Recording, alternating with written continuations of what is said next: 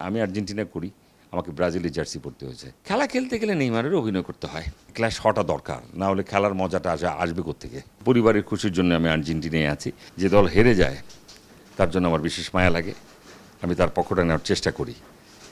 তবে এমনিতে যদি বলে থাকেন, পারিবারিকভাবে হচ্ছে গিয়ে যে আমার পরিবার চায় আমি আর্জেন্টিনা করি, তো পরিবারের খুশির জন্য আমি আর্জেন্টিনায় আছি। একটা সময় আমি ম্যারাডোনার খুব ফ্যান ছিলাম। সো যখন ম্যারাডোনাকে আপনি কেউ গা ঘেঁষে এসে ফাউল করতো, তখন ম্যারাডোনা পড়ে গেলে আমি খুব কষ্ট পেতাম। সো তখন আমার মনে হয়েছে যে, আমি তখন ছোট, তখন আমার মনে হয়েছে যে আর্জেন্টিনা বলে কোনো দল নেই, দলের নামই ম্যারাডোনা, সেটা আমার মনে হয়েছিল। বাট যখন 90 বিশ্বকাপটা প্রপারলি দেখতে গেলাম, তখন হচ্ছে গিয়ে যে আমি বুঝতে পেরেছি আর্জেন্টিনার দলের হয়ে যে সুপারস্টার তার নাম হচ্ছে ম্যারাডোনা।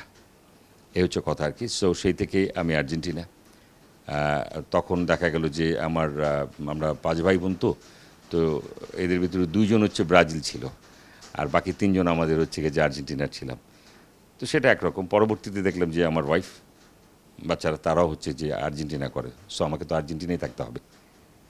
আচ্ছা, পরিবারে কি আপনার কোনো প্রকার ক্ল্যাশ হয় খেলা নিয়ে? খেলা নিয়ে ক্লাসটা আসলে হতো যদি পরিবারের ভিতরে যদি দেখা গেল যে আমরা দল, এখন তো মনে করেন যে আমার দলে দেখা গেল 2 জন দেখা গেল যদি অন্য কোনো দল করতো, একজন দেখা গেল জার্মানি করছে, একজন দেখা গেল যে এটা হলে এক ধরনের ভালো হতো। তবে এই খেলা দেখতে গেলে এরকম আসলে একটুখানি ক্লাস হওয়াটা দরকার, না হলে খেলার মজাটা আসবে কোত্থেকে। আচ্ছা, আপনি যে নাটকে অভিনয় করছেন সেটা আপনার চরিত্রের নামটা কি? চরিত্র আয়নাল। এই আয়নাল চরিত্রটা হচ্ছে এরকম যে সে এখানে যে চরিত্রটা আমি করছি সেটা ব্রাজিলের। সো আমাকে যেমন আমার ফ্যামিলি থেকে জিজ্ঞেস করলো একটু আগে যে ফেসবুক পেজে তোমার ছবি দেখলাম, তুমি ব্রাজিলের জার্সি পরছো কেন? আমি বললাম এটা তো ক্যারেক্টার। হ্যাঁ। সো এটা যে ক্যারেক্টার, এটা তাদের হচ্ছে না না, তারপরে তোমার ক্যারেক্টারের ওই ওই ইয়ের ক্যারেক্টারটা নেওয়া দরকার ছিল, আর্জেন্টিনার ক্যারেক্টার নেওয়া দরকার ছিল। আমার অপোজিটে তাকুমা হাসান। সো হাসানের ক্যারেক্টার নেওয়া দরকার ছিল, ও কেন আর্জেন্টিনার ইয়েটা তুমি ওইটা করতা। তো দেখা গেল কি, হাসান হচ্ছে গিয়ে ঘুরে ফিরে জানতে পারবো যে হাসান ব্রাজিল করছে, কিন্তু ওকে আর্জেন্টিনার পোশাক পরতে হয়েছে, মানে জার্সি পরতে হয়েছে। আর আমি আর্জেন্টিনা করি, আমাকে ব্রাজিলের জার্সি পরতে হয়েছে। ইটস ওকে, এটা তো নাটক, এটা তো ড্রামা। তার মানে চরিত্রের জন্য আপনি আজকে ব্রাজিলের সাপোর্টার, রাইট? চরিত্রের জন্য আজকে যদি আমাকে জার্মানির সাপোর্টারও বানানো হতো, আমার তো কিছু করার থাকতো না। আচ্ছা, এখন তো ফুটবল বিশ্বকাপ যেহেতু চলছে, আপনি তো অনেক বছর ধরেই বিশ্বকাপ দেখছেন, বেশ কয়েকটা বিশ্বকাপ আপনার দেখা হয়েছে। তো আপনার কি মনে হয় যে সেই 90s থেকে শুরু করে এই 2026 পর্যন্ত কি কি পরিবর্তন এসেছে খেলার মধ্যে? খেলার ধরন, খেলার মাঠ, সব কিছু তো রেজুলেশন একটা জায়গায় থাকে না।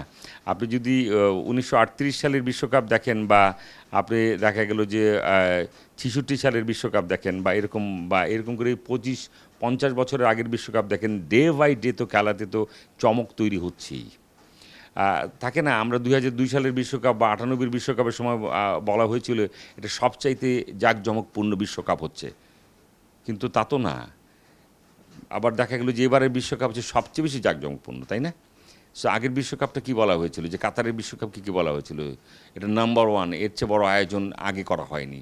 সো আমি মনে করি যে পরের বিশ্বকাপ যেটা হবে সেটা আরও বেশি আয়োজন হবে। মানে পরের বিশ্বকাপে তো চমক আরেকটা আছে, সেটা হচ্ছে যে 48টা দল থাকবে না, দল থাকবে তো আরও বেশি, তাই না? 68টা, এটাই তো শুনলাম। তো এরকম তো পরিবর্তন আসবেই, চমক থাকবে, অনেক আলোকিত হবে, অনেক অনেক ডায়নামিক হবে। এবং আমি তো এরপরে এটাও শুনছি যে আমরা যেরকম করে তখন হচ্ছে কি যে এক ধরনের এআই কথা বলবে যে আসলে সে কী করেছিল, ফাউলের জায়গা থেকে আসলে সে হলুদ কার্ড পাওয়ার যোগ্য নাকি লাল কার্ড পাওয়ার যোগ্য, এই বিষয়গুলি নিয়ে কন্ট্রোভার্সি আরও কমে যাবে। তো আপনি তো অভিনেতা, অভিনয় করছেন অনেক বছর ধরেই। ব্রাজিলের ব্যাপারেই আসি, যেহেতু আপনি ব্রাজিলের ক্যারেক্টার প্লে করছেন কোনো একটা প্লেয়ারের। আপনার কাছে কি মনে হয়, নেইমার বেশি ভালো অভিনয় করে নাকি আপনি? নেইমারের অভিনয় যেটা, সেটার একরকম। অভিনেতা আমরা সবাই। আহ, পরিবারের কর্তার ভালো একজন অভিনেতা হতে হয়, না হলে পরিবার রক্ষা হয় না। পরিবারের কর্তার যেমন অভিনয় করতে হয়, পরিবারটা তো আসলে কর্তার উপর ডিপেন্ড করে। ঠিক আমার অপোজিটে আপনি যেরকম করে আছেন, আপনাকে অভিনয় করতে হয়। খেলা খেলতে গেলে নেইমারের অভিনয় করতে হয়। আবার খেলা খেলতে গেলে মেসিকে অভিনয় করতে হয়। খেলা খেলতে গেলে খেলোয়াড়দের এক ধরনের অভিনয় তো আছেই, খেলোয়াড়ের অভিনয় আর আমাদের অভিনয়ের মধ্যে পার্থক্য আছে।